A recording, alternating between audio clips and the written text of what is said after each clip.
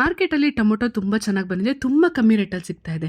ನಾನು ಮಾಡೋ ರೀತಿ ಟೊಮೊಟೊ ಬಾತ್ ಹೇಗಿರುತ್ತೆ ಅಂತ ತೋರಿಸ್ತೀನಿ, ಬನ್ನಿ ನೋಡೋಣ.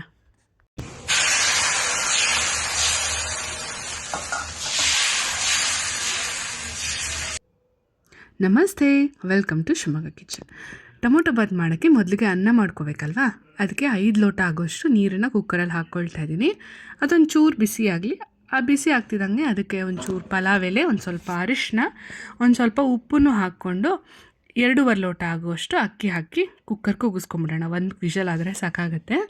ಅದನ್ನು ಕೂಗಿಸ್ಕೊಂಡು ಅದು ಕೂಗಿ ತಣ್ಣಗಾಗೋದ್ರೊಳಗಡೆಗೆ ಒಗ್ಗರಣೆ ರೆಡಿ ಮಾಡ್ಕೊಬೇಕು. ಒಗ್ಗರಣೆಗೆ ನಾನು ಒಂದು 6ರಿಂದ 7 ಈರುಳ್ಳಿ, ದೊಡ್ಡ ದೊಡ್ಡ ಸೈಜಿಂದ ಈರುಳ್ಳಿ ಇಟ್ಕೊಂಡಿದ್ದೀನಿ. ಒಂದು 4-5 ಹಸಿಮೆಣಸಿನ್ಕಾಯಿ ಹೆಚ್ಚಿರೋದು, ಒಂದು ಗಡ್ಡೆ ಬೆಳ್ಳುಳ್ಳಿ ಜಜ್ಜಿರೋದು, ಒಂದು ಸ್ವಲ್ಪ ಕರಿಬೇವು, ಒಂದು 7ರಿಂದ 8 ಮೀಡಿಯಮ್ ಸೈಜ್ ಟೊಮೊಟೊ ತೊಗೊಂಡಿದ್ದೀನಿ.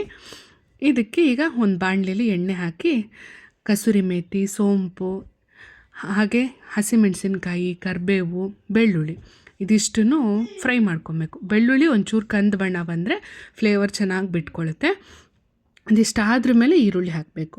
ಈರುಳ್ಳಿ ಹಾಕಿದ್ರ ಮೇಲೆ ನೆಕ್ಸ್ಟು ಟೊಮೊಟೊ ಎಲ್ಲ ಹಾಕೋಕ್ಕೂ ಮುಂಚೆ ಈರುಳ್ಳಿ ಚೆನ್ನಾಗಿ ಈ ಥರ ಒಂಥರ ಟ್ರಾನ್ಸ್ಕ್ಲೂಸನ್ ಅಂತಾರಲ್ಲ ಆ ಥರ ಆಗಬೇಕು. ಅದಾದ್ರ ಮೇಲೆ ಹಸಿ ಬಟಾಣಿ ಮತ್ತು ಟೊಮೊಟೊನೂ ಹಾಕ್ತಾಯಿದ್ದೀನಿ.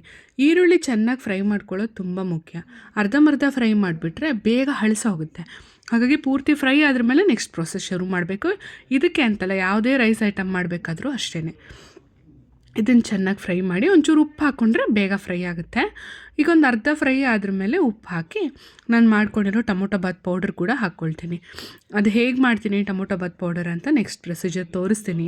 ಈ ಬಾತ್ ಆದ್ರ ಮೇಲೆ ಲಾಸ್ಟಲ್ಲಿದೆ, ಪೂರ್ತಿ ನೋಡಿ, ಸ್ಕಿಪ್ ಮಾಡಬೇಡಿ, ಕಂಟಿನ್ಯೂಸ್ ಆಗಿ ನೋಡಿದ್ರೆ ಬಾತ್ ಮಾಡೋ ಪೌಡ್ರ್ ಕೂಡ ತೋರಿಸಿದ್ದೀನಿ ಆದರೆ. ಸೊ ಪೂರ್ತಿ ವಿಡಿಯೋ ನೋಡಿ, ಸ್ಕಿಪ್ ಮಾಡಬೇಡಿ. ಇದೊಂದು ಪೌಡ್ರ್ ಯೂಸ್ ಮಾಡಿದ್ರೆ ಧನಿಯಾ ಪೌಡ್ರು, ಜೀರಾ ಪೌಡ್ರು, ಗರಂ ಮಸಾಲ ಏನೂ ಹಾಕಲ್ಲ ನಾನು. ಇದರೊಳಗೆ ಎಲ್ಲ ಬಾತಿಗೆ ಬೇಕಾಗೋ ಅಂಶ ಇರುತ್ತೆ. ತುಂಬ ಚೆನ್ನಾಗಿ ಅನಿಸುತ್ತೆ, ಡಿಫ್ರೆಂಟಾಗಿ ಅನಿಸುತ್ತೆ. ಈ ಥರನೂ ಮಾಡಿ ನೋಡಿ ಹೇಗೆ ಬರುತ್ತೆ ಅಂತ.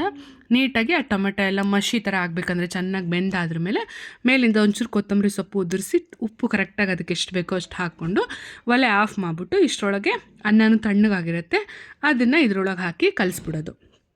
ಚೆನ್ನಾಗಿ ಬರುತ್ತೆ. ಈ ಗೊಜ್ಜನ್ನು ಬೇಕಾದ್ರೆ ಸ್ಟೋರ್ ಮಾಡಿ ಇಟ್ಕೊಂಡ್ರೆ ನಿಮಗೆ ಬೇಕಾದಾಗ ಯಾವಾಗ ಬೇಕೋ ಆವಾಗ ಅದನ್ನು ಕಲಿಸ್ಕೊಂಡು ಅನ್ನಕ್ಕೆ ಕಲಿಸ್ಕೊಂಡು ತಿನ್ಬೋದು. ಫ್ರಿಜ್ಜಲ್ಲಿ ಇಟ್ಟರೆ ಒಂದು ವಾರ ತನಕ ಆರಾಮಾಗಿ ಇಟ್ಕೊಳ್ಬೋದು. ಒಂದು ಹೊರಗಡೆನೇ ಇಡ್ತೀರಂದ್ರೆ ಒಂದು 2 ದಿವಸಕ್ಕೆ ಏನು ತೊಂದರೆ ಇಲ್ಲ.